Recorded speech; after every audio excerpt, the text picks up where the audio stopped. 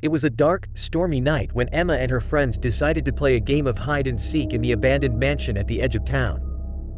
The old house had been deserted for years, and the local kids loved to dare each other to explore its spooky corridors and hidden rooms. As Emma counted down from 20, she heard the creaking of floorboards and whispered giggles from her friends as they scurried to find hiding spots. She finished counting and began her search, calling out their names as she crept through the dusty rooms. It wasn't long before Emma realized that something was wrong. She couldn't hear any sounds from her friends, no rustling of clothes or hushed breathing. It was as if they had all vanished into thin air. Emma began to feel a growing sense of dread as she searched the darkened hallways, her flashlight beam casting eerie shadows on the peeling wallpaper. She called out again, but there was no answer.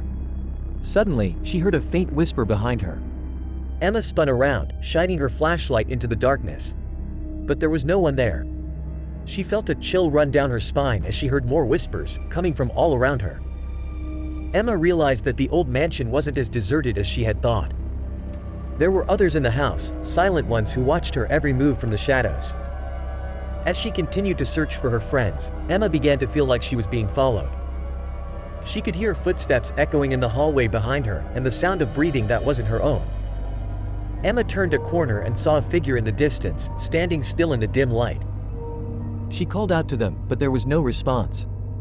As she drew closer, she saw that it was a young girl, dressed in an old-fashioned nightgown, her hair in tangled knots. The girl didn't move or speak, but Emma could feel her watching her every move. Suddenly, she felt a hand on her shoulder, and she spun around to see her friend standing behind her. Relieved and confused, Emma turned back to the girl, but she was gone. Emma tried to tell her friends what she had seen, but they didn't believe her.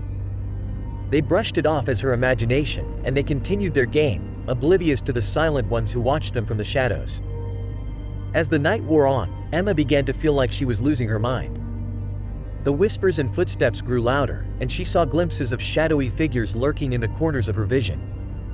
In the end, Emma never did find out who or what was haunting the old mansion. But she knew one thing for sure: the silent ones were watching her, and they would never let her go.